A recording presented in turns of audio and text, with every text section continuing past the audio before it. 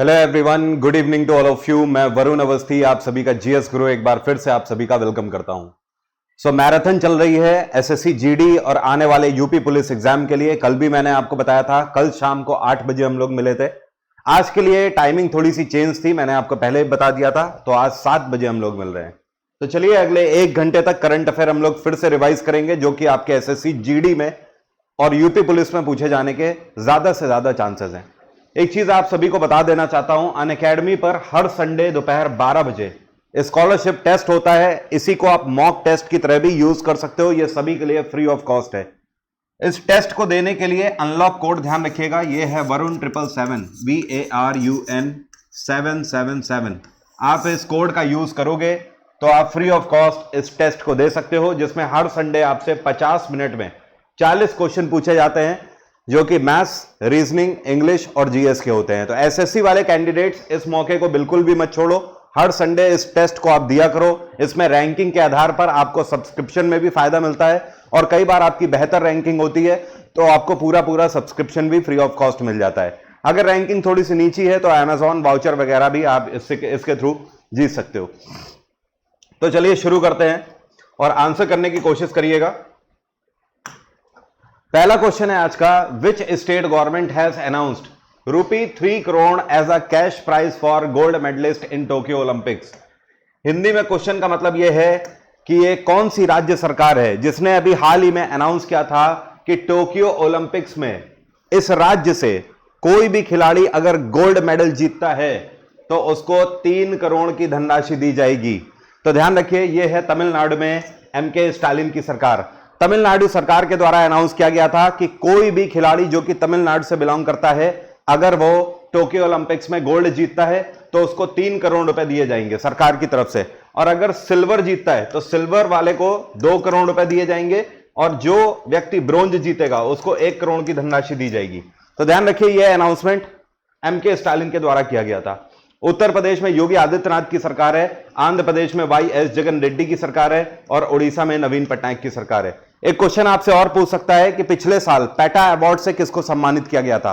तो PETA award से नवीन पटनायक को सम्मानित किया गया था। इस साल के करंट अफेयर में एक और क्वेश्चन बनेगा नवीन पटनायक से। क्वेश्चन आपसे यह पूछा जाएगा कि ये कौन सी राज्य सरकार है जिसने इस बार कोविड पैंडेमिक सेकेंड वेव में स्ट्रे डॉग्स के लिए या स्ट्रे कैटल्स के लिए स्पेशल पैकेज लॉन्च किया था? तो ये नवीन पटनायक की ही सरकार है। इन्होंने 60 लाख की फंडिंग करी थी। कितने की? 60 लाख की फंडिंग, जो जानवर स्ट्रीट्स में घूमते हैं उनको फीड कराने के लिए। ओके, अगला क्वेश्चन है, who has inaugurated international education E conference 2021। कहने का मतलब यह है कि 2021 की अंतरराष्ट्रीय शिक्षा ई कॉन्फ्रेंस को इनॉग्रेट किया गया, किसके द्वारा? ये कौन है जिनके द्वारा इसका उद्घाटन किया गया था? क्या आप मुझे कमेंट बॉक्स में लिखकर बता सकते हो? यहां पर एक चीज आपको और ध्यान रखनी है, 2021 की इंटरनेशनल एजुकेशन ई कॉन्फ्रेंस की थीम क्या है? इसकी थीम थी holistic education for excellence in life, और इसका शुभारंभ किसके द्वारा किया गया? जरा कमेंट बॉक्स में लिखकर बताओ जल्दी से, कमेंट बॉक्स में लिखकर जल्दी से बताइए। अभी तक किसी का आंसर नहीं आया है, केवल अखिलेश का आंसर आया है। ये बोल रहे हैं थावरचंद गहलोत, लेकिन आंसर सही नहीं है। इसका उद्घाटन विश्वभूषण हरिचंदन के द्वारा किया गया था। उनकी फोटो भी लगी हुई है, उसके बाद भी आप लोग नहीं बता पा रहे हो। तो विश्वभूषण हरिचंदन के द्वारा शुभारंभ किया गया इस बार इंटरनेशनल एजुकेशन ई कॉन्फ्रेंस 2021 का। अगला क्वेश्चन लीजिए, आंसर करने की कोशिश करिएगा। बहुत इंपॉर्टेंट क्वेश्चन है। क्वेश्चन आपसे पूछ रहा है, जेन गार्डन और कैजन एकेडमी, इसका शुभारंभ अभी हाल ही में कौन से शहर में किया गया था?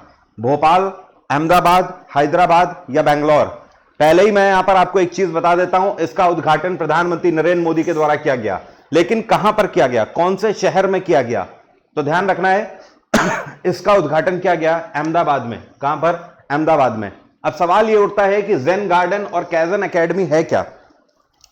जापान और इंडिया के कोलैबोरेशन के साथ कैजन एकेडमी और जेन गार्डन की स्थापना अहमदाबाद में करी गई है। अब इसका मेन मोटो क्या होगा? कैजन एकेडमी और जेन गार्डन भारत में जापानीज कल्चर को प्रमोट करेंगे। ये बताएंगे यहां की इंडस्ट्रीज को कि जापानीज इंडस्ट्री किस तरीके से काम करती हैं। बात आ रही है समझ? जापान दुनिया के बेस्ट कंट्रीज में से एक है डेवलपमेंट के नाम पर, तो उस केस में भारतीय कंपनीज जो हैं या फिर भारत का जो ट्रेड है उन सबको आने वाले टाइम में भारतीय सरकार ऐसा सोच रही है कि हम जापानीज कल्चर को फॉलो करें। बात आ रही है समझ? तो जापान अपने आप में टीचर है पूरे वर्ल्ड के लिए, चाहे ट्रेड रिलेशन की बात हो, चाहे फिर इंडस्ट्री रनिंग की बात हो या डेवलपमेंट की बात हो। तो एक तरीके से आप बोल सकते हो भारतीय इंडस्ट्रीज को मदद करेंगे जेन गार्डन और कैजन एकेडमी जापानीज कल्चर बताने के लिए। कहने का मतलब यह होगा कि आगे आने वाले टाइम में हमारी इंडस्ट्रीज इनसे बहुत कुछ सीखेंगी। अगला क्वेश्चन है, which company has acquired encrypted messaging application जिसका नाम है विकर। क्वेश्चन का मतलब यह है कि विकर नाम की एक मैसेजिंग एप्लीकेशन है, इसको अभी हाल ही में कौन सी कंपनी के द्वारा खरीद लिया गया? तो इसको खरीदा है अमेजॉन ने। किसने खरीदा है? अमेजॉन। और बाय द वे अमेजॉन की स्थापना 1994 में करी गई थी। इसका हेडक्वार्टर क्या है? Washington DC. और अमेजॉन के फाउंडर कौन है? Jeff Bezos. कौन है? Jeff Bezos. एक क्वेश्चन यहीं पर आपको अमेजॉन से बनने वाला और समझा देता हूं। क्वेश्चन आपसे यह पूछा जाएगा कि इस साल ये कौन सी इंटरनेशनल कंपनी है या मल्टीनेशनल कंपनी है जिसने भारत में एक योग या फिर आप बोल सकते हो खादी इंडस्ट्रीज कमीशन खोला हुआ है, मतलब खादी इंडस्ट्रीज कमीशन को सपोर्ट करने के लिए एक अपनी लीग खोली हुई है। तो आंसर होगा अमेजॉन। अमेजॉन ने अपनी एक बेसिकली ब्रांच खोली हुई है, कहां पर? भारत में सूरत में खोली हुई है, अहमदाबाद के गुजरात के अंदर।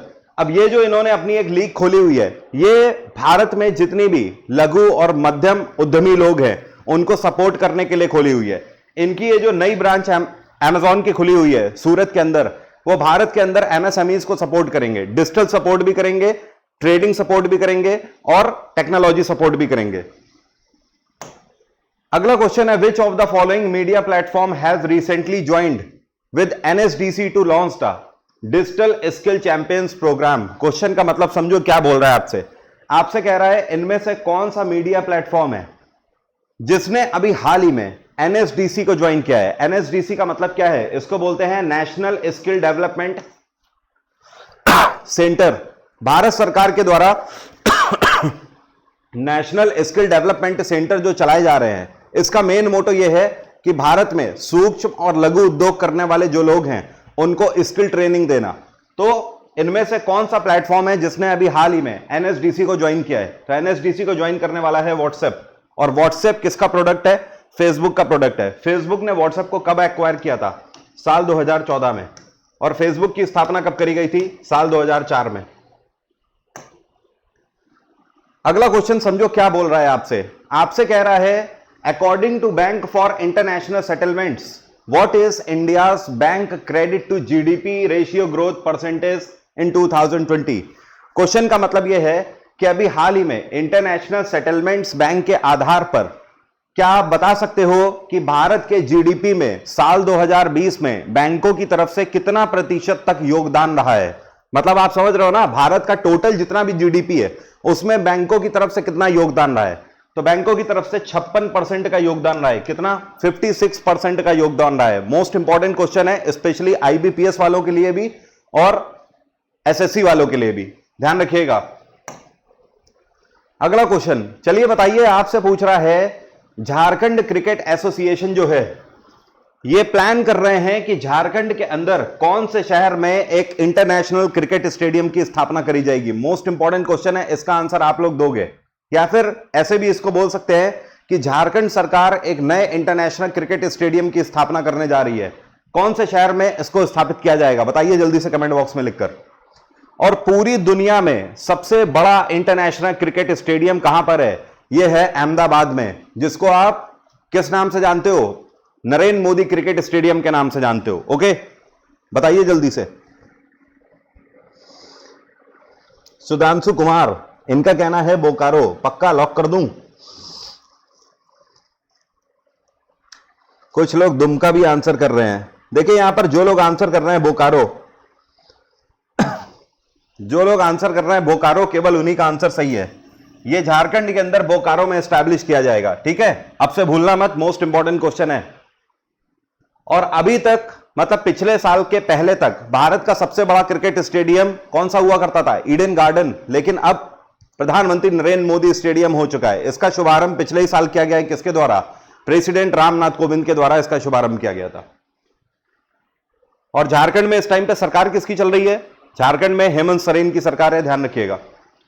अगला क्वेश्चन, अभी हाल ही में central vigilance commissioner of India में एक्टिंग पद के रूप पर किसको अपॉइंट किया गया है? या फिर आप बोल सकते हो अभी हाल ही में acting central vigilance commissioner of India कौन बनाए गए हैं? केडी पराक्रम, एसएन नरसिम्हा, पीयूष जैकर या फिर सुरेश एन पटेल? ये कौन है जो कि अभी भारत के एक्टिंग सेंट्रल विजिलेंस कमिश्नर के रूप में अपॉइंट किए गए हैं? क्या आप बता सकते हो कमेंट बॉक्स में लिखकर? जल्दी से आंसर करो, आई वॉन्ट एन आंसर। ये बहुत इंपॉर्टेंट क्वेश्चन में से एक है। इस बार आपसे जीडी में पूछा जा सकता है या फिर यूपी पुलिस में भी आपको यह क्वेश्चन देखने को मिल सकता है। अभी हाल ही में acting central vigilance commissioner of India के रूप में किसको अपॉइंट किया गया है? आंसर आ गया क्या? जरा देखूं। बहुत बढ़िया, आंसर आ रहे हैं। जो लोग यहां पर सुरेश एन पटेल बोल रहे हैं उन सभी का आंसर सही है। सुरेश एन पटेल नाम आपको ध्यान रखना है। इनको अपॉइंट किया गया है central vigilance commissioner of India के रूप में। क्या विजिलेंस कमीशन कॉन्स्टिट्यूशनल बॉडी है? आंसर है नो, ये संवैधानिक निकाय नहीं है। ठीक है, अगला क्वेश्चन है, who represented India in global investor round table by US India strategic partner forum? कहने का मतलब यह है कि अभी हाल ही में ग्लोबल इन्वेस्टर्स की राउंड टेबल समिट हुई थी। ठीक है, और इसमें भारत और अमेरिका दोनों एक साथ आए थे। तो इसमें भारत को रिप्रेजेंट किसने किया था? तो हमें रिप्रेजेंट किया था हमारी फाइनेंस मिनिस्टर निर्मला सीतारमन ने। किसने? निर्मला सीतारमन ने। कहने का मतलब यह है कि 2021 का भारत और अमेरिका दोनों के बीच में global investor round table summit जो हुआ, इसमें भारत को रिप्रेजेंट करने वाली थी निर्मला सीतारमन। अगला क्वेश्चन है, we have observed micro small and medium size enterprises day on which date? कहने का मतलब यह है कि एमएसएमई डे हम लोग कौन से दिन मनाते हैं? बताइए जरा कमेंट बॉक्स में लिखकर। फिर एक क्वेश्चन आपसे और पूछूंगा जो मैंने कल बताया था, देखता हूं कितने लोगों को याद है और कितने लोग भूल गए। बताओ जल्दी से, एमएसएमई डे हम लोग कौन से दिन मनाते हैं? When we celebrate MSME day? कुछ लोग 26 जून बोल रहे हैं, कुछ लोग 27 जून बोल रहे हैं। यहां पर आपको बता दूं, जो लोग 27 जून बोल रहे हैं केवल उन्हीं के आंसर सही है।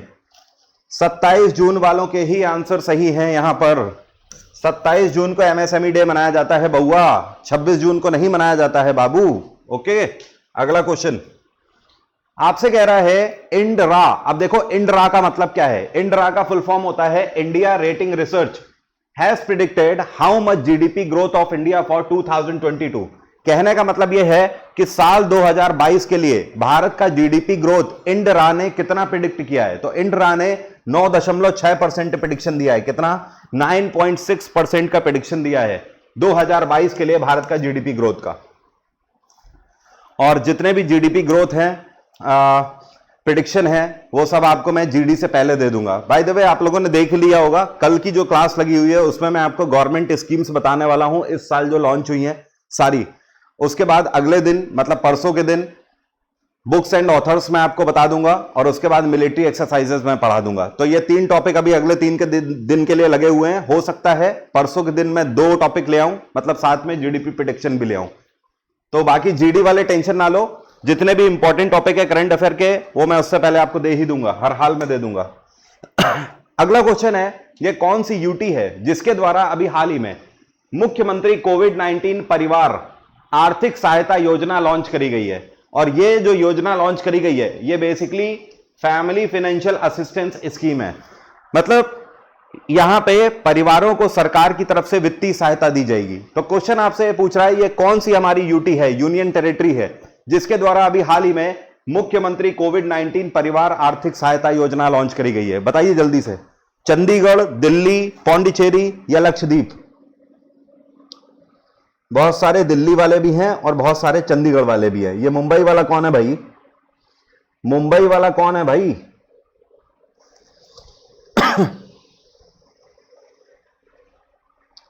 No idea. आधे तो पगले हैं, बिल्कुल कॉपी पेस्ट किए पड़े हैं, उन्हें कोई मतलब ही नहीं है क्या क्या नहीं है कुछ नहीं पता। Delhi is the right answer. जो दिल्ली वाले हैं केवल वही सही है। दिल्ली में अरविंद केजरीवाल की सरकार के द्वारा मुख्यमंत्री कोविड-19 परिवार आर्थिक सहायता योजना लॉन्च करी गई है। अब देखो ये सहायता योजना है क्या। इसके तहत अरविंद केजरीवाल की सरकार का कहना है कि ऐसे परिवार जिसमें कमाने वाला व्यक्ति आखिरी था और उसकी कोविड-19 वेव सेकेंड में मौत हो गई है, तो सरकार की तरफ से कितनी सहायता दी जाएगी? 50,000 रुपए की वित्तीय सहायता दी जाएगी। कितनी? 50,000 रुपए की वित्तीय सहायता दी जाएगी। तो 50,000 रुपए दिल्ली सरकार हर उस फैमिली को दे रही है जिस फैमिली में कमाने वाला व्यक्ति आखिरी था और उसकी मौत हो गई है। ठीक है, इसी का नाम है मुख्यमंत्री कोविड-19 परिवार आर्थिक सहायता योजना। अगला क्वेश्चन है, ये कौन सी ऑर्गेनाइजेशन है जिसके द्वारा अभी हाल ही में केरल के अंदर गवर्नमेंट स्कीम्स को प्रमोट करने के लिए $125 मिलियन का लोन दिया गया है? या फिर आप इसको ऐसे भी बोल सकते हो, अभी हाल ही में केरल सरकार ने इनमें से कौन सा बैंक है जिससे $125 मिलियन का लोन लिया है डेवलपमेंट के लिए? तो एग्रीकल्चर डेवलपमेंट के लिए वर्ल्ड बैंक से केरल सरकार ने लोन लिया है $125 मिलियन का। अब वर्ल्ड बैंक की अगर बात करें तो इसकी स्थापना कब करी गई थी? 1944 में करी गई थी। IMF की स्थापना कब करी गई थी? 1945 में करी गई थी। AIIB की स्थापना कब करी गई थी? 2016 में। और एशियन डेवलपमेंट बैंक की स्थापना कब करी गई थी? बोलो। 1966 में। ठीक है, वर्ल्ड बैंक का हेडक्वार्टर वॉशिंगटन, IMF का हेडक्वार्टर भी वॉशिंगटन, AIIB का हेडक्वार्टर बीजिंग, ADB का हेडक्वार्टर क्या है? मनीला। वर्ल्ड बैंक के प्रेसिडेंट डेविड मलपास, IMF के क्रिस्टलिना जॉर्जिवा, AIIB के जिन लिकिन और ADB के मसात्सुगु असाकावा। ध्यान रखना, भारतीय मूल के एक व्यक्ति हैं जिनका नाम है अशोक लवासा। क्या नाम है? अशोक लवासा। तो अशोक लवासा इस टाइम पे वाइस प्रेसिडेंट हैं एशियन डेवलपमेंट बैंक में। इंपॉर्टेंट पर्सनालिटी ये इसलिए है क्योंकि इससे पहले ये भारत के इलेक्शन कमिश्नर के रूप में कार्यरत थे। तो ध्यान रखना, इसका आंसर क्या है? World bank. और केरल में पिनाराई विजयन की सरकार है। अभी इस बार जो यहां पर विधानसभा के इलेक्शन हुए हैं, पिनाराई विजयन की सरकार दूसरी बार आई है, मतलब ये दूसरी बार मुख्यमंत्री बने हैं केरल के। अगला क्वेश्चन है, who has become the chairperson of mission Karmayogi? बहुत इंपॉर्टेंट क्वेश्चन है। अगेन, अभी हाल ही में भारत सरकार का जो मिशन कर्मयोगी है, इसके चेयरपर्सन के रूप में किसको अपॉइंट किया गया था? इनका नाम क्या है? AD गहलोत, SD शिबूलाल, राहुल भारद्वाज या फिर SK Siddhivinayak? Which one is the correct answer? Bharat सरकार का मिशन कर्मयोगी जो है, इसके चेयरपर्सन कौन बनाए गए हैं? बोलिए।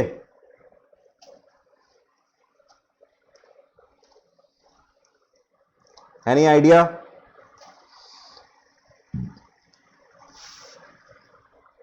राहुल भारद्वाज सबसे ज्यादा लोग आंसर कर रहे हैं।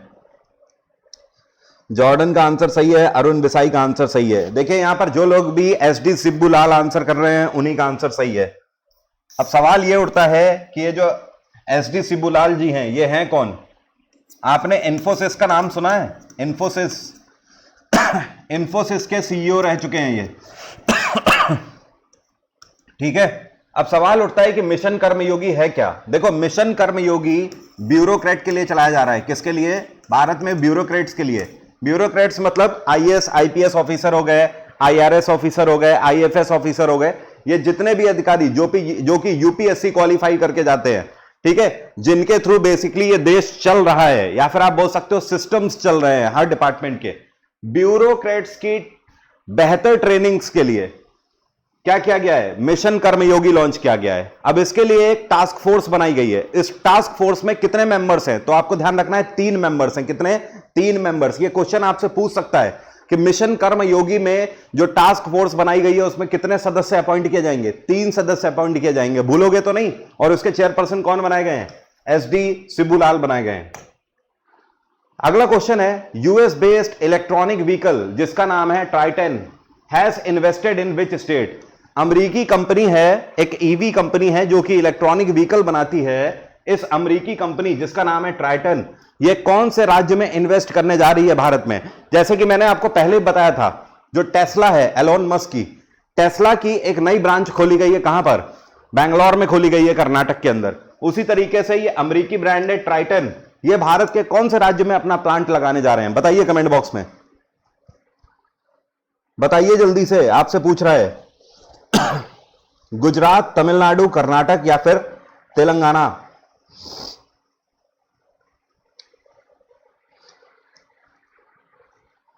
जॉर्डन का कहना है हैदराबाद, मतलब तेलंगाना की आप बात कर रहे हैं। पक्का लॉक कर दिया जाए? देख लो, बिल्कुल सही। देखिए जो लोग भी तेलंगाना बोल रहे हैं उन सभी का आंसर सही है, ठीक है। तेलंगाना के अंदर हैदराबाद में ट्राइटन आएगी। अगर आपसे पूछता है ये कितना इन्वेस्ट कर रहे हैं, तो आपको ध्यान रखना है रुपए 2100 करोड़ इन्वेस्ट कर रहे हैं। कितना? 2100 करोड़ की धनराशि ट्राइटन इन्वेस्ट करने जा रही है। कहां पर? तेलंगाना के अंदर, हैदराबाद में। तेलंगाना में चंद्रशेखर राव की सरकार है, कर्नाटक में बिसावराज बोमई की सरकार है, तमिलनाडु में एमके स्टालिन है, और गुजरात में अभी हाल ही में सरकार बदल गई थी। गुजरात में विजय रूपानी की सरकार थी 2 महीने पहले तक, इन्होंने रिजाइन कर दिया और नई सरकार किसकी है? भूपेन पटेल की। कौन है मुख्यमंत्री? भूपेन पटेल। अगला क्वेश्चन है, यह कौन सा एयरपोर्ट है जिसको अभी हाल ही में excellence honour of airport services quality से सम्मानित किया गया है? मतलब एक तरीके से आप बोल सकते हो यह कौन सा एयरपोर्ट है जिसको इनकी बेहतर सर्विसेज के लिए सम्मानित किया गया है? एक्सीलेंस ऑनर इन एयरपोर्ट सर्विसेज क्वालिटी के लिए। तो आपको ध्यान रखना है इस साल कोचीन इंटरनेशनल एयरपोर्ट को इससे सम्मानित किया गया है। ओके, अच्छा एक चीज और आपको पूछता हूं यहां पर, अभी हाल ही में उत्तर प्रदेश के अंदर कौन सा ये एयरपोर्ट है जिसको इंटरनेशनल एयरपोर्ट का दर्जा मिला है? बताओ जल्दी से कमेंट बॉक्स में लिखकर। जो सबसे पहले आंसर करेगा यहां पर उसके लिए क्लैपिंग होने वाली है। जल्दी से बोलो। मैंने आपसे क्या पूछा? उत्तर प्रदेश के अंदर अभी हाल ही में ये कौन सा एयरपोर्ट है जिसको इंटरनेशनल एयरपोर्ट का दर्जा मिला है? बताओ।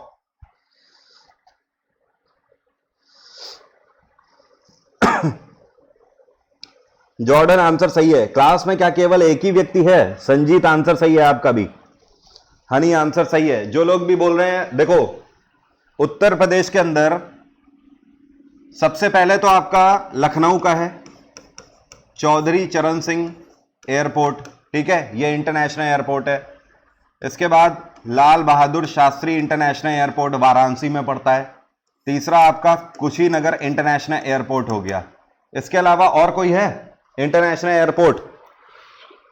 इसके अलावा और कोई इंटरनेशनल एयरपोर्ट है उत्तर प्रदेश के अंदर? अब जेवर इंटरनेशनल एयरपोर्ट बन रहा है। कहां पे? गौतम बुद्ध नगर में। गौतम बुद्ध नगर मतलब जिसको नोएडा के नाम से आप जानते हो। अगला क्वेश्चन है, international day in support of victims of torture on which date? यह दिवस हम लोग कौन से दिन मनाते हैं?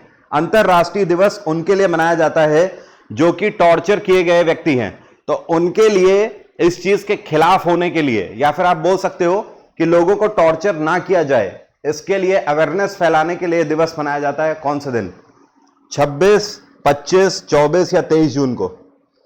बताइए। एक स्टूडेंट बोल रहा है सर जीडी के लिए स्पेशल क्लास लाइए। बेटा ये स्पेशल क्लास किसके लिए चल रही है? नासा में जाने के लिए चल रही है क्या? करंट अफेयर, नासा के एग्जाम में करंट अफेयर पूछे जाने लगे हैं क्या? ये एग्जाम, ये जो क्लास चल रही है या इसरो या नासा के लिए नहीं चल रही है, ये जीडी के लिए ही चल रही है। दिमाग खोलो और दिमाग को स्टेबल रखो।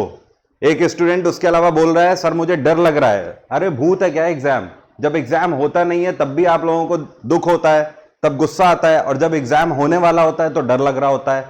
इसी दिन का तो इंतजार था, इसी दिन का तो इंतजार था। अगर सोल्जर बोलेगा कि मुझे सीमा में जाने से डर लग रहा है, मुझे बॉर्डर पे जाने से डर लग रहा है, तब तो हो गया काम। वैसे ही तुम, यही एग्जाम तो तुम्हें चाहिए था, और अब जब सामने एग्जाम है तो तुम्हें डर लग रहा है। तुम्हारे सपने तुम्हारा इंतजार कर रहे हैं। उस एग्जाम को निकालो और सारे सपने पूरे करो, अपने और अपने माँ बाप के। इसलिए डर को एक किनारे करो। बात आ गई समझ? डर वर जैसी चीज केवल तब होती है जब आपने पढ़ाई नहीं करी है या आपकी तरफ से तैयारी नहीं है, और अगर तैयारी नहीं है तो उस चीज को एक्सेप्ट करो अगली बार के लिए, और अगर तैयारी है तो डर को करो एक किनारे। ये मौका तुम्हें चाहिए था, ये मौका मिल रहा है और तुम्हें मिल गया है। अब इसको भुनाना तुम्हारा काम है। मौके पे चौका मार लोगे तो खिलाड़ी हो, मौके पे चौका नहीं मार पाए तो कोई बात नहीं, दोबारा तैयारी करेंगे, लेकिन एक्सेप्ट करो उस चीज को, समझे?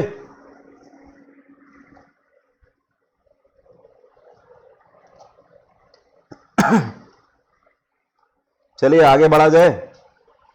जो लोग यहां पे आंसर कर रहे हैं 26 जून, केवल उन्हीं का आंसर सही है, ठीक है। 26 जून को यह दिवस मनाया जाता है।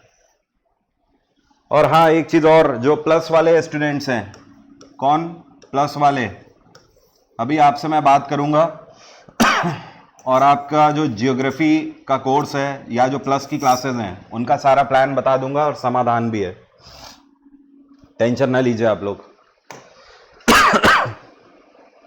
मेरी तबीयत नहीं ठीक है, उसकी वजह से ये सारी चीज़ें हुई हैं, बट टेंशन ना लो, अभी मेरे साथ बने रहो। इसी क्लास में मैं आपको ज्योग्राफी की क्लासेस कैसे होने वाली हैं वो सब अभी मैं आपको दिखा दूंगा, कौन कौन से टॉपिक्स होने वाले हैं।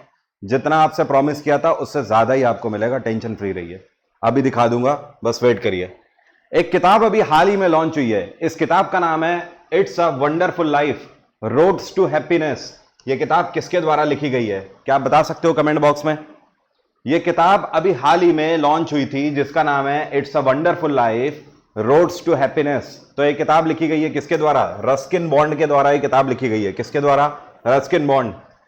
अभी मैं जो आपको बुक्स एंड ऑथर्स बताऊंगा, मतलब कल या परसों की क्लास में जब बुक्स एंड ऑथर्स आपको पढ़ाऊंगा तो उसमें ध्यान रखिएगा, ये चारों वो राइटर हैं जिनकी सबसे ज्यादा किताब पूछी जाती है एसएससी में और रेलवे में। सलमान रुश्दी, शशि थरूर, अरुंधति राय और रस्किन बॉन्ड, इन चारों की एक भी किताब आपको नहीं भूलनी है पिछले 1 साल की। अगला क्वेश्चन है, ये कौन सा बैंक है जिसके द्वारा अभी हाल ही में Arogya health care business loan launch किया गया है। तो Arogyam health care business loan facility कौन से बैंक ने दी है, PNB, bank of Baroda, state bank of India या एचडीएफसी बैंक, बताइए कमेंट बॉक्स में लिखकर, बताइए जल्दी से। अमन रावत आंसर करिए। और क्लास में इतने स्टूडेंट कम क्यों आ रहे हैं, मैच वैच ज्यादा देख रहे हैं क्या? आज मैच भी है ना, लग रहा है मैच वैच में लगे हुए हैं सब। सही है, बढ़िया है। बचे हुए टाइम में ओटीटी प्लेटफॉर्म में मूवीज देखो, आजकल वैसे मूवीज ज्यादा आ रही हैं। अभी जब तक मूवीज नहीं आ रही थी तब तक पढ़ाई लिखाई में मन लग रहा था, जैसे ही मूवीज आने लगी है अब फिर से मूवीज की तरफ ओटीटी प्लेटफॉर्म चल रहा है। अभी तक पीडीएफ की शेयरिंग चलती थी, अब पासवर्ड की शेयरिंग चल रही है।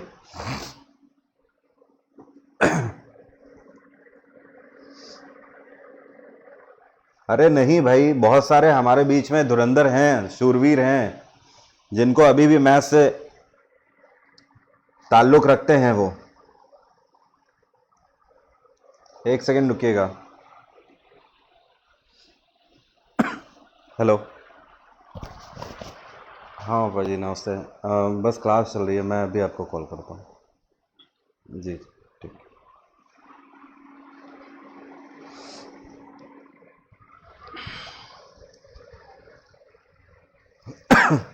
चलिए आगे बढ़ा जाए। जो लोग यहां पर एसबीआई आंसर कर रहे हैं उन्हीं का आंसर सही है, ठीक है। अब देखो ये है क्या loan, state bank of India ने Arogyam health care business loan launch किया है। ये लोन किसको दिया जाएगा समझो, ऐसी ऑर्गेनाइजेशन जो कि हेल्थ से जुड़े हुए कोई भी इक्विपमेंट बना रही हैं। जैसे मान लो आपने एक कंपनी डाली, आप मास्क बनाना चाहते हो, सैनिटाइजर बनाना चाहते हो, ऑक्सीजन सिलेंडर बनाना चाहते हो, या फिर वेंटिलेटर बनाना चाहते हो, ओके, या फिर मान लीजिए कोई भी ऐसा इक्विपमेंट जो कि हेल्थ केयर में यूज किया जाता है। तो अगर आप हेल्थ से जुड़ा हुआ कोई भी इक्विपमेंट बना रहे हो तो आपको व्यापार में एसबीआई क्या देगा, आरोग्यम हेल्थ केयर बिजनेस लोन देगा। इसमें आप मिनिमम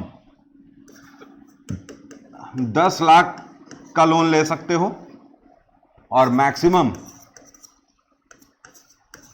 100 करोड़ का लोन ले सकते हो। आपकी ऑर्गेनाइजेशन जिस लेवल पे होगी, जो क्रेडिबिलिटी होगी, उस आधार पर आपको लोन दे दिया जाएगा। तो मिनिमम 10 लाख से लेकर 100 करोड़ तक का आप लोन ले सकते हो एसबीआई से। और एसबीआई 1955 में स्थापित किया गया था। इसका हेडक्वार्टर है मुंबई और इसके इस टाइम पे चेयरपर्सन कौन है, दिनेश कुमार खारा। अगला क्वेश्चन आपसे कह रहा है ये कौन सी सॉफ्टवेयर डेवलपर है, ये कौन सॉफ्टवेयर डेवलपर है, and the creator of the McAfee antivirus software has passed away recently. ये जो आपको पिक्चर में दिख रहे हैं, आप लोगों ने एक एंटीवायरस का नाम सुना होगा, इस एंटीवायरस को बोलते हैं मैकेफी। तो मैकेफी एंटीवायरस के डेवलपर अभी हाल ही में ये नहीं रहे, इनका निधन हो गया। नाम क्या है इनका, बता सकते हो? फिर मैं आपको बताता हूं ये कौन से देश से बिलोंग करते थे, बताइए। मैकेफी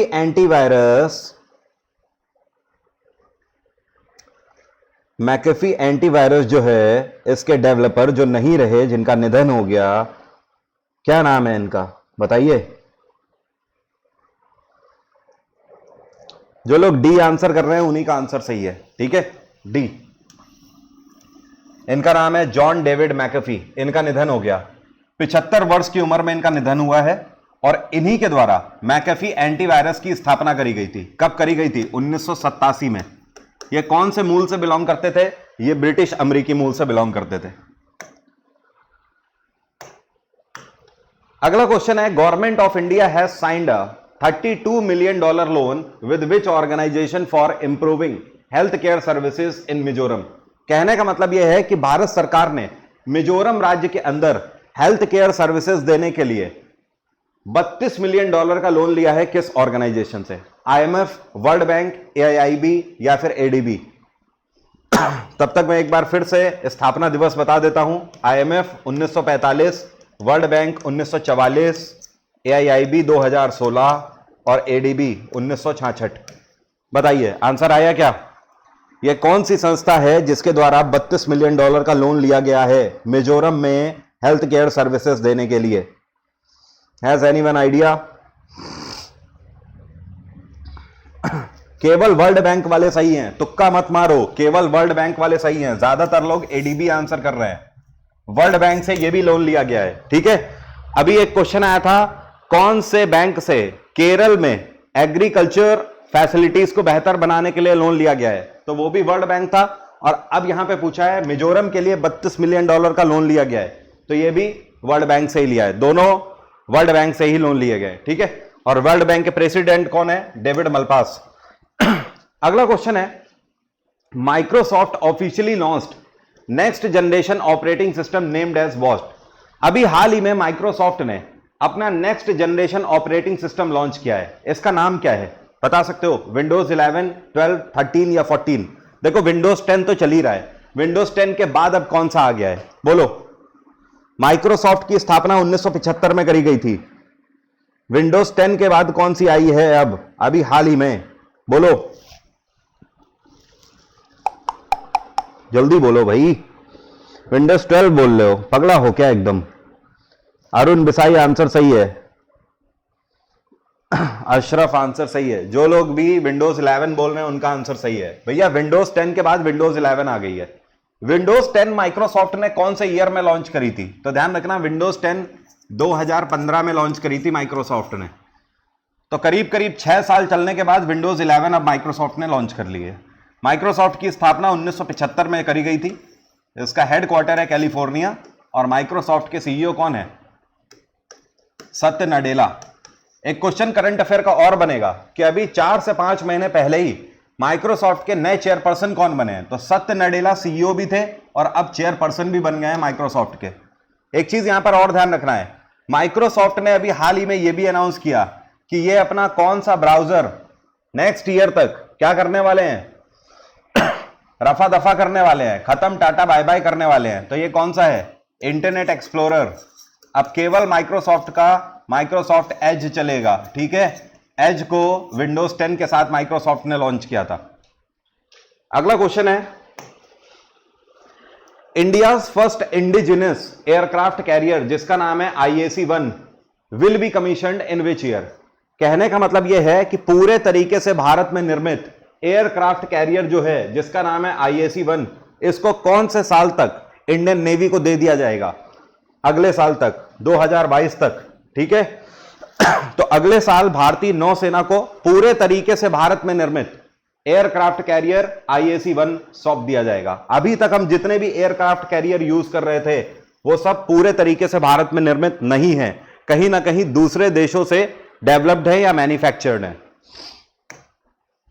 अगला क्वेश्चन है, ये कौन सा IIT है जिसके द्वारा अभी हाल ही में सबसे सस्ती, दुनिया की सबसे सस्ती रैट लॉन्च करी गई है? रैट का मतलब रैपिड एंटीजन टेस्ट किट कोविड-19 पेशेंट्स के लिए लॉन्च करी गई है। बताइए, पूरे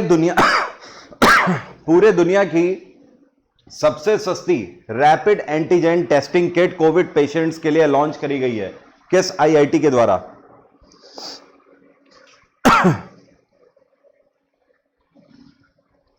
बोलो भाई।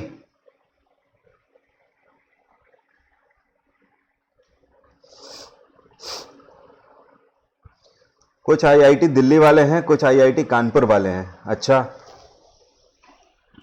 जो आईआईटी दिल्ली वाले हैं केवल उन्हीं का आंसर सही है, ठीक है।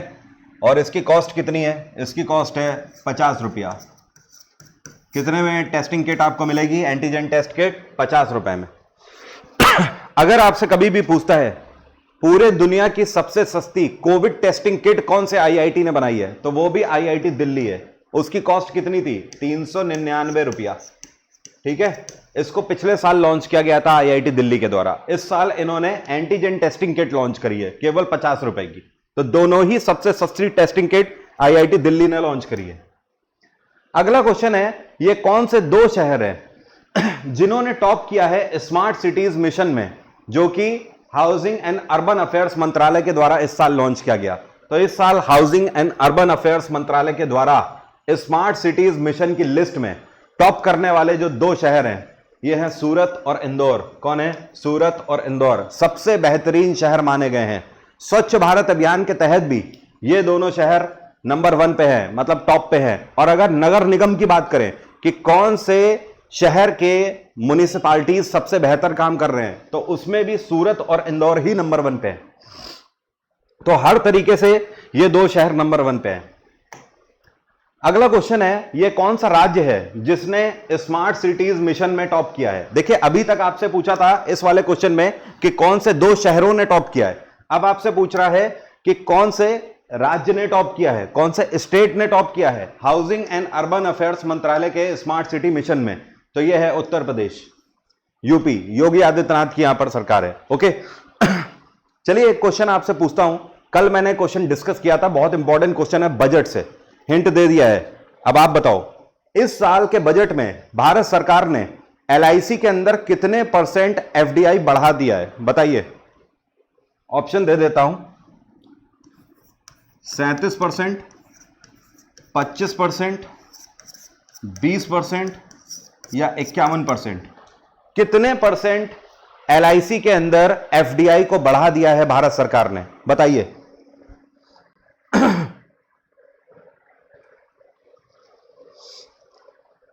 अंसारी भी आ चुके हैं क्लास के अंदर, बताओ जल्दी से। यार तबीयत ठीक होने का नाम नहीं ले रही है।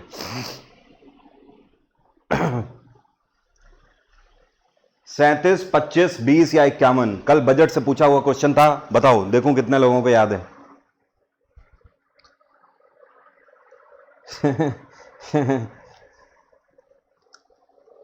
सबसे ज्यादा लोग आंसर कर रहे हैं 51%, और उसके बाद जो कल की क्लास में थे केवल वही सही आंसर कर पा रहे हैं 25%। याद दिलाएं भैया, याद दिलाएं। अभी तक एफडीआई कितना था? 49% था, और कल मैंने आपको बताया था कि 25% इसमें बढ़ा दिया गया है, ठीक है, इस बार। तो टोटल ये कितना हो गया? 74% अब हो गया है एफडीआई। किसमें? लाइफ इंश्योरेंस कॉर्पोरेशन में, एलआईसी में। भूलोगे तो नहीं। तो पहले 49% था, इस साल के बजट में 25% का इंप्रूवमेंट कर दिया गया है एफडीआई में। Second one is the right answer. ज्यादातर लोग 51% बोल रहे हो, क्यों बोल रहे हो 51%? अगला क्वेश्चन है, ये कौन सी राज्य सरकार है जो कि ट्रांसजेंडर प्रोटेक्शन सेल की स्थापना करने वाली है? मतलब ये राज्य सरकार भारत की पहली ऐसी राज्य सरकार बन जाएगी जो कि एक स्पेशल सेल की स्थापना करेगी जो कि ट्रांसजेंडर्स की हिफाजत करेंगे, मतलब उनको हर तरीके से सिक्योरिटी देने का काम करेंगे। मध्य प्रदेश, हरियाणा, गुजरात या राजस्थान? आंसर करो।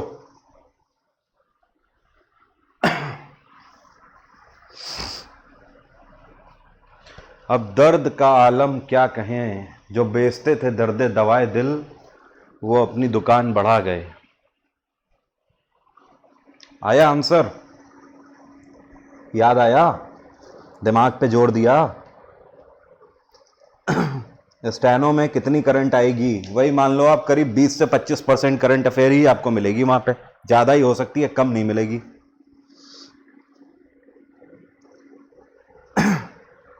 केवल राजस्थान वाले सही हैं, बाकी हरियाणा एमपी वाले दरवाजा बंद कर लो। Rajasthan is the right answer. Rajasthan में अशोक गहलोत की सरकार के द्वारा ट्रांसजेंडर प्रोटेक्शन सेल की स्थापना करी जा रही है। ओके, और गुजरात में भूपेंद्र पटेल की सरकार है, हरियाणा में खट्टर सरकार है, और मध्य प्रदेश में शिवराज सिंह चौहान की सरकार है। आपको ध्यान रखना है, आपसे पूछेगा एक क्वेश्चन, कौन सी राज्य सरकार है जो कि ऑक्सी-1 की स्थापना कर रही है? तो ये हरियाणा में खट्टर सरकार है। कहां पर स्थापना कर रहे हैं ऑक्सी-1 की? करनाल डिस्ट्रिक्ट में। कहां पर? करनाल में। यहां पर ऑक्सी का मतलब है ऑक्सीजन और 1 का मतलब तो फॉरेस्ट होता ही है। अगला क्वेश्चन है, ये कौन सी राज्य सरकार है जिसके द्वारा अभी हाल ही में अपराजिता पोर्टल लॉन्च किया गया था? बोलो, कर्नाटक, केरल, आंध्र प्रदेश या गोवा? ये कौन सी राज्य सरकार है जिसके द्वारा अपराजिता पोर्टल अभी हाल ही में लॉन्च किया गया? देखें कितने लोग बता पाते हो। वैसे भी हिंट आपके सामने है, अगर आप फोटो में कौन से व्यक्ति हैं, अगर ये आप पहचानते हो तो आप आंसर कर लोगे। बोलिए।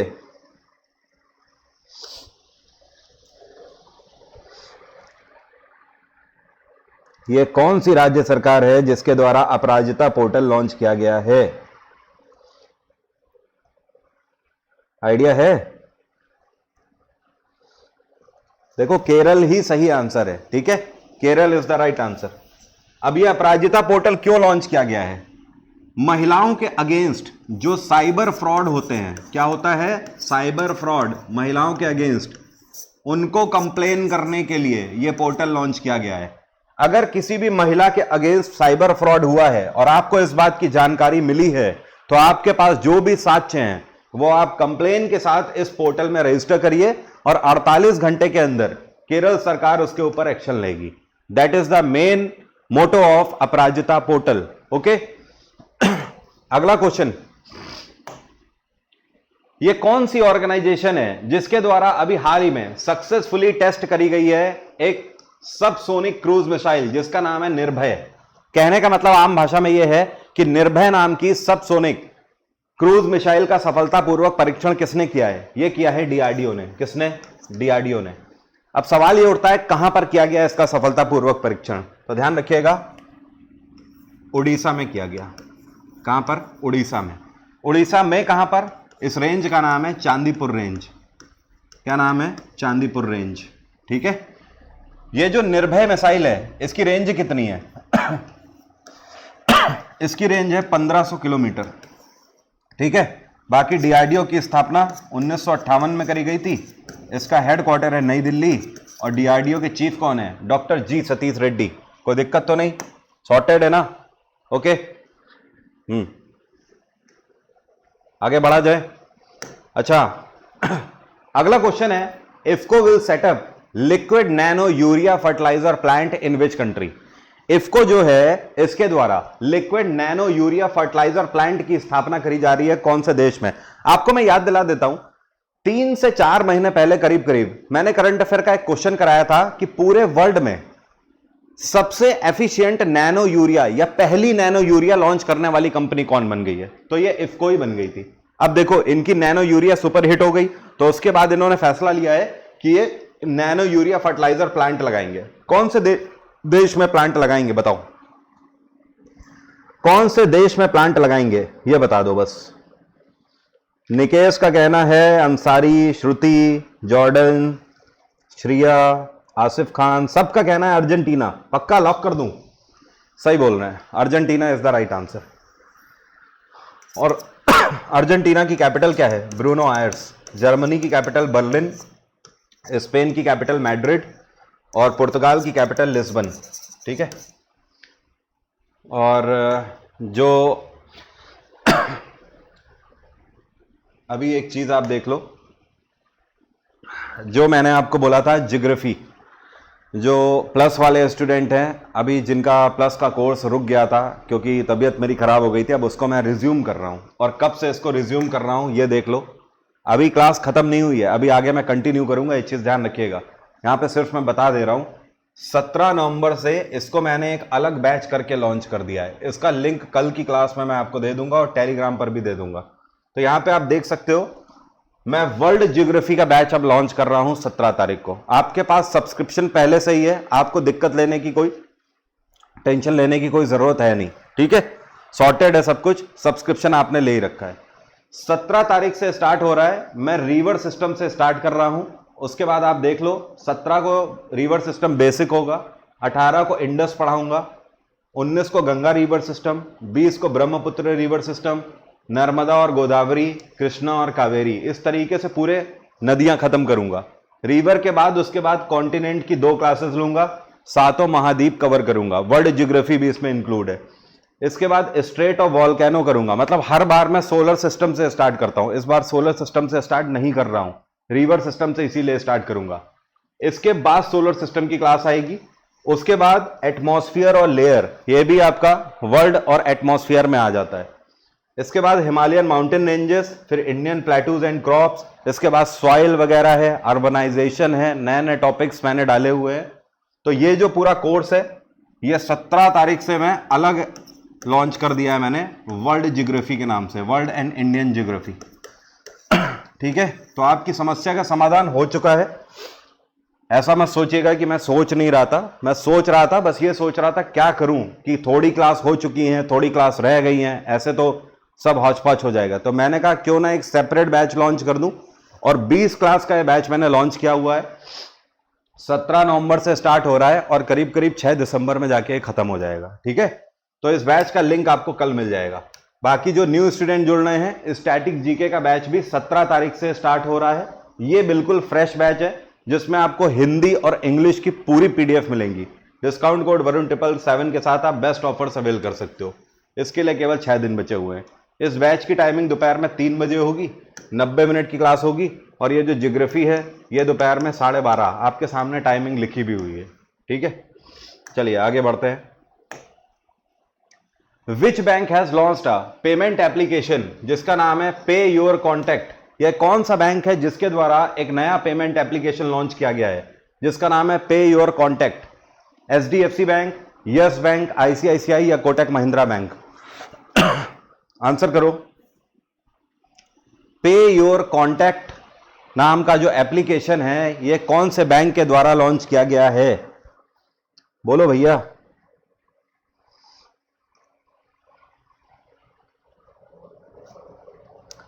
जॉर्डन का कहना है कोटक महिंद्रा बैंक। लॉक कर दिया जाए जॉर्डन? आप बोल रहे हैं तो सही बोल रहे होंगे, क्योंकि क्लास की इज्जत तो आप ही ने बचा रखी है, बाकी तो ज्यादातर तुक्के मार रहे हैं। अंसारी आंसर सही है, कराबी आंसर सही है। देखिए यहां पर जो लोग भी आंसर कर रहे हैं कोटक महिंद्रा बैंक, उन सभी का आंसर सही है। कोटक महिंद्रा बैंक ने पे योर कॉन्टैक्ट क्यों लॉन्च किया है? ये बेसिकली यूपीआई पेमेंट गेटवे है, और इसके थ्रू जैसे गूगल पे हो गया, पेटीएम हो गया, भारत पे हो गया, आप इनसे पेमेंट करते हो ना, वैसे ही आप कोटक महिंद्रा बैंक के पे योर कॉन्टैक्ट से भी पेमेंट कर सकते हो। कोटक महिंद्रा बैंक की स्थापना 2003 में करी गई थी। ध्यान रखिएगा, इसी साल उदय कोटक को अगले 3 सालों के लिए कोटक महिंद्रा बैंक का सीईओ बना दिया गया है फिर से। कोटक महिंद्रा बैंक का हेडक्वार्टर क्या है? Mumbai. ICICI bank 1994, HDFC bank 1994, yes bank साल 2004 में स्थापित किया गया था। और यस बैंक के इस टाइम पे चेयरपर्सन कौन है? प्रशांत कुमार। कौन है? प्रशांत कुमार। अगला क्वेश्चन है, who has been appointed as the new Indian ambassador in Iraq? Most important question. Iraq के अंदर भारतीय राजदूत के रूप में किसको अपॉइंट किया गया है कुछ टाइम पहले? बताइए इनका नाम क्या है? इराक में ये कौन से आईएफएस ऑफिसर हैं जिनको भारतीय राजदूत के रूप में अपॉइंट किया गया है? बताइए। इराक की कैपिटल बगदाद।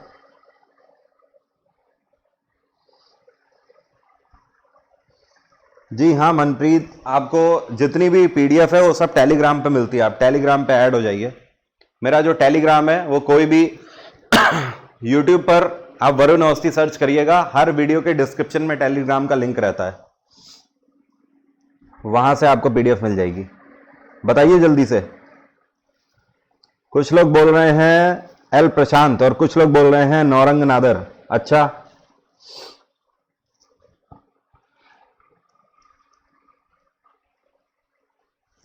आंसर सही है। जो लोग बोल रहे हैं एल प्रशांत पेशी, उन्हीं का आंसर सही है। और प्रशांत जी इस टाइम पे कहां पे हैं? ये डेप्यूटी डायरेक्टर के रूप में कार्यरत है कल्चरल काउंसिल में। ठीक है, भारत सरकार की जो कल्चरल काउंसिल है उसमें डेप्यूटी डायरेक्टर के रूप में कार्यरत थे। अब इनका ट्रांसफर हो गया है इराक में राजदूत के रूप में। इराक की कैपिटल क्या है? बगदाद। अगला क्वेश्चन है, ये कौन से भारतीय हैं जिन्होंने अभी हाल ही में 2021 के आईएसएसएफ वर्ल्ड कप में ब्रोंज मेडल जीता इस साल? तो इस बार ब्रोंज मेडल जीतने वाले हैं सौरभ चौधरी। कौन है? सौरभ चौधरी। इन्होंने आईएसएसएफ वर्ल्ड कप 2021 में भारत के लिए ब्रोंज जीता है।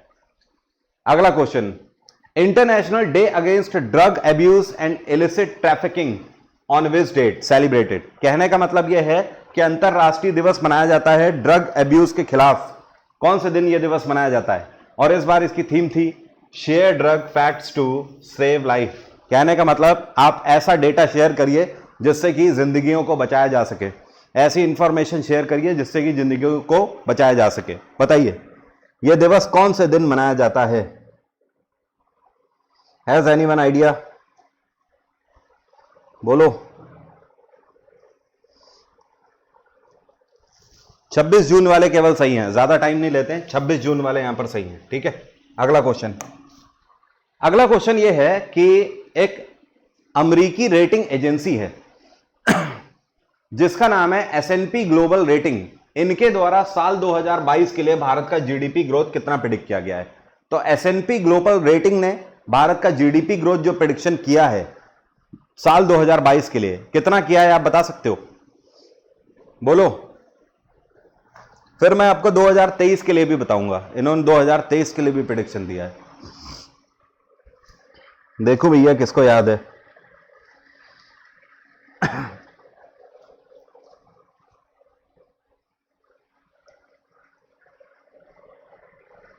साढ़े 9%। अंसारी, तरुण यादव, शिव शंकर, जॉर्डन, मिस मुरुन, आंसर सही है। जो लोग 9.5% बोल रहे हैं उन्हीं का आंसर सही है।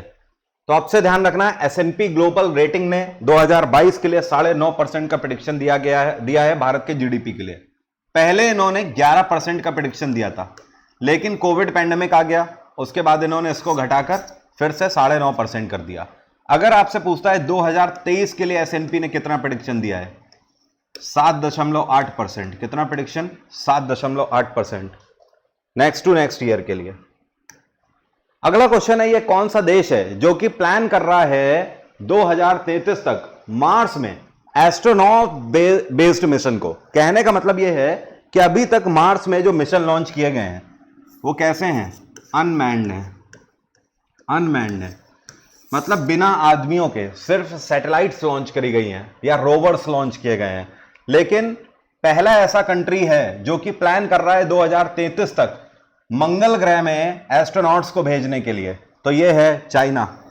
चाइना दुनिया का पहला देश बन जाएगा अगर ये ऐसा सफलतापूर्वक कर देते हैं तो। मतलब मैंड प्रोजेक्ट ये लॉन्च कर रहे हैं। अभी तक अनमैंड था, अब ये मैंड प्रोजेक्ट लॉन्च करेंगे।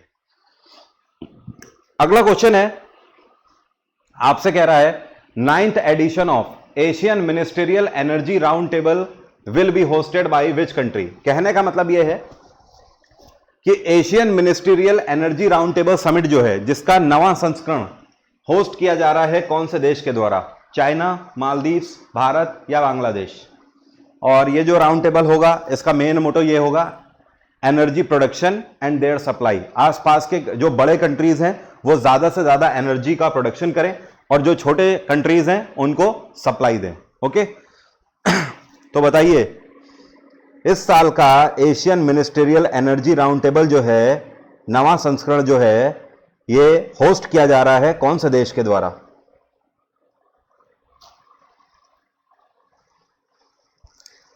ज्यादातर लोग आंसर कर रहे हैं चाइना, लेकिन ये है हमारा भारत। शिवशंकर, जॉर्डन, सुमित, हेमांता, आंसर सही है। भारत होस्ट कर रहा है भैया इस बार, ठीक है, चाइना होस्ट नहीं कर रहा है। अगला question, who has topped EdelGive Hurun's philanthropist of the century list 2021? Most important question. कहने का मतलब यह है 2021 की एडिल गिव हुरून की तरफ से फिलेंट्रोफिस्ट ऑफ द सेंचुरी लिस्ट जारी करी गई है। मतलब इसमें यह बताया गया है कि पिछले 100 सालों के सबसे बेहतरीन फिलेंट्रोफिस्ट कौन थे। फिलेंट्रोफिस्ट का मतलब जो जनता का उद्धार करते हैं या फिर जो जनता की मदद करते हैं बिना अपनी किसी भावना के, या फिर आप बोल सकते हो बिना अपनी किसी मतलब के जो लोगों की मदद करते हैं, दे आर नोन एज फिलेंट्रोफिस्ट। तो पिछले 100 सालों में सबसे बेहतर फिलेंट्रोफिस्ट डिक्लेयर किए गए हैं हुरून के द्वारा।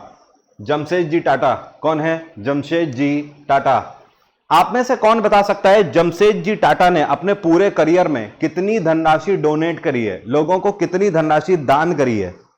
बता सकते हो इन्होंने कितनी धनराशि दान करी है? कोई बता सकता है?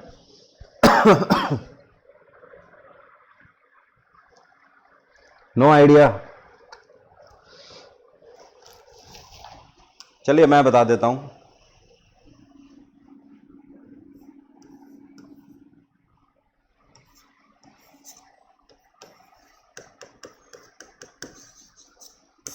होश उड़ गया ना? 102 बिलियन डॉलर की धनराशि इन्होंने अपने पूरे करियर में दान करी है। समझ गए? और इन्हीं को एक नाम दिया गया है the father of Indian industry. The father of Indian industry के नाम से इनको जाना जाता है। ठीक है, तो कभी स्टैटिक जीके में आपसे क्वेश्चन पूछ दे कि कौन सी पर्सनालिटी है या कौन सी एमिनेंट पर्सनालिटी है या पर्सन है जिनको the father of Indian industry के नाम से जाना जाता है, your answer will be Jamshedji Tata. अगला क्वेश्चन है, भारत ने कौन सी रैंक सिक्योर करी है 2021 के रिचर्स इंस्टीट्यूट डिजिटल न्यूज रिपोर्ट में? मतलब जो ये रिचर्स इंस्टीट्यूट डिजिटल न्यूज रिपोर्ट है ये बताती है कि कौन से कंट्री में जो न्यूज सोर्सेज हैं या फिर जो न्यूज रिपोर्टिंग है वो सबसे बेहतर करी जा रही है, किसी से इन्फ्लुएंस्ड नहीं है। ओके, मतलब अनबायस्ड रिपोर्टिंग करी जा रही है, किसी के फेवर में नहीं करी जा रही, किसी भी पार्टी को नहीं सपोर्ट करते हुए रिपोर्टिंग करी जा रही है। तो उसमें भारत ने कौन सी रैंक सिक्योर करी है? आप लोगों को पता ही लग गया होगा भारत की इसमें रैंक। आंसर करो जल्दी से।